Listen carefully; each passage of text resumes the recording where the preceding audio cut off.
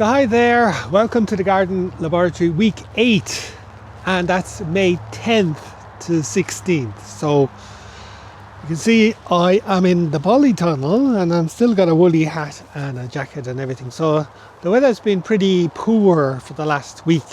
So it's kind of an unusual situation in Ireland. We've had really cloudy days but cold and kind of northerly winds, but at the same time it wasn't raining, so it was a bit unusual.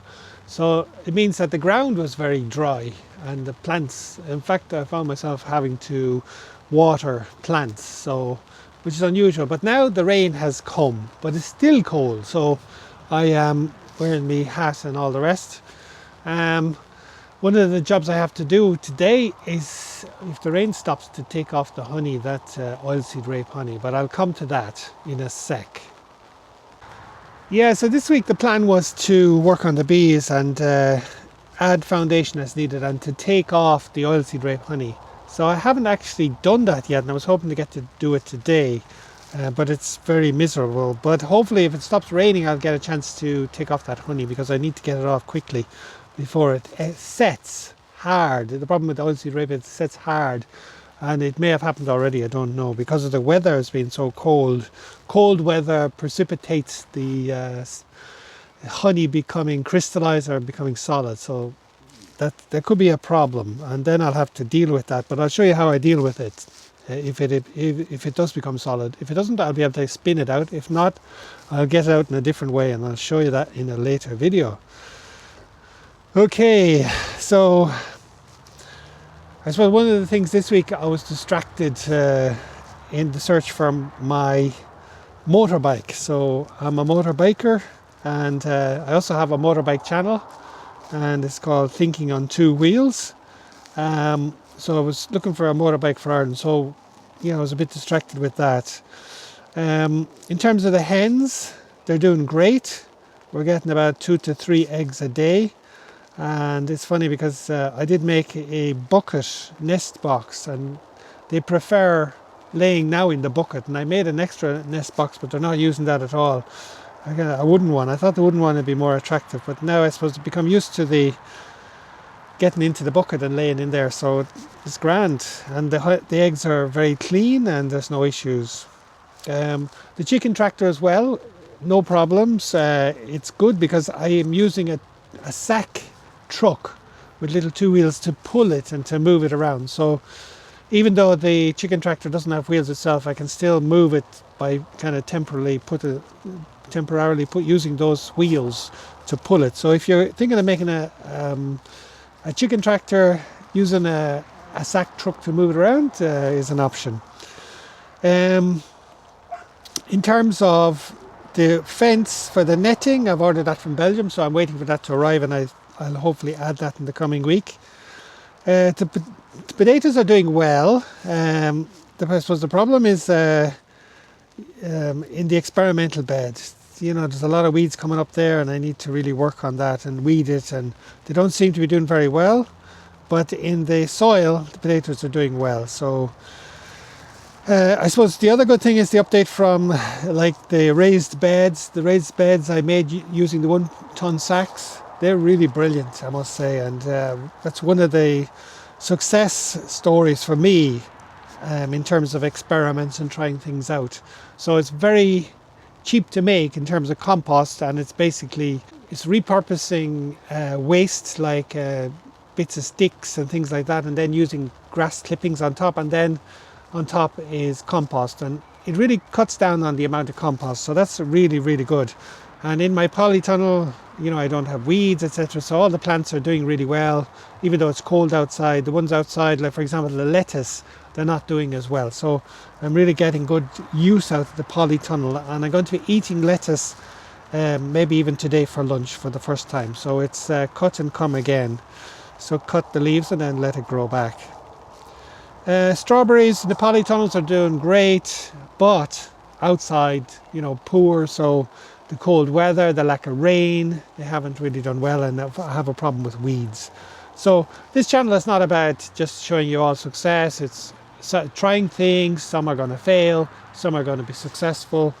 So that's what it's all about. So I'm happy to try and to to fail and try, and other things might do well, and that's fine.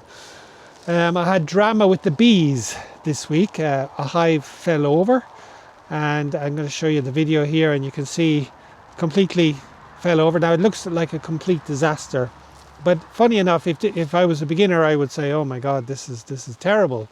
But just bring your smoker and put them all back together. Now I think what happened was there was too much weight on the top. It became top heavy because in the top part of the brood, I use a brood and a half system. The top part was very heavy and the bottom part had new comb. So, and then on top of that was another super of honey. So it became too top heavy and it fell over for that reason. So I kind of readjusted the box. I put the shallow brood box on the bottom, so that's where all the weight was, and then the lighter box on top, and then on top of that the honey. So kind of restructured the hive a bit, but no problem. The bees saw the queen, and the bees are just getting on as normal after all the drama. And I did mention about the honey. The big risk is getting solid honey that I won't be able to extract, and it may already have happened with all this cold weather.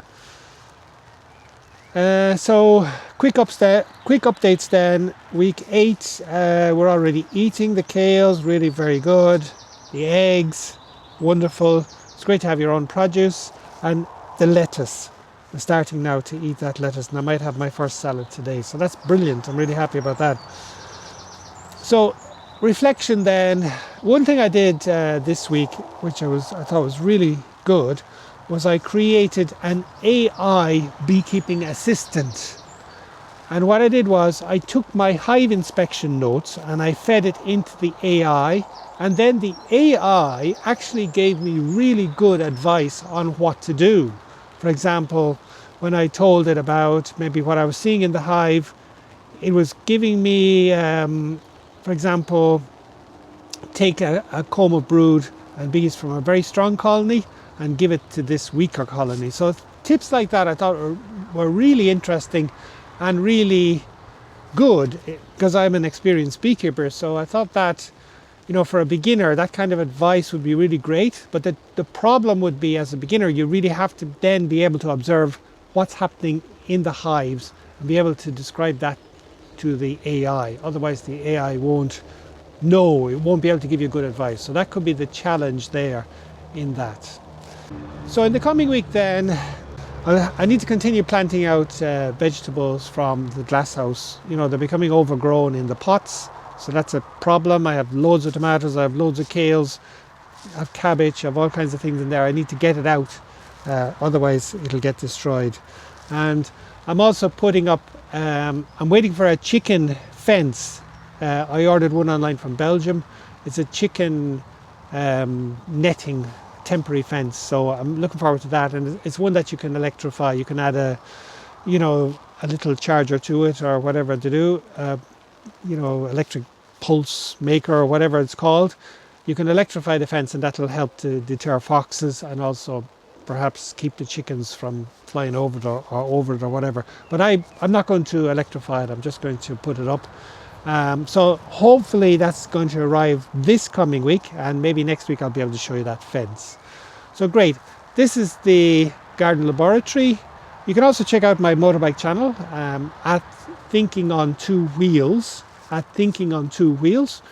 And hopefully I get my motorbike as well in this coming week. So great. Look forward to, you're welcome to comment on anything. And thanks for viewing this series of videos, and keep an eye out for the next one, this time next week. All right, thank you, and take care and have a good week.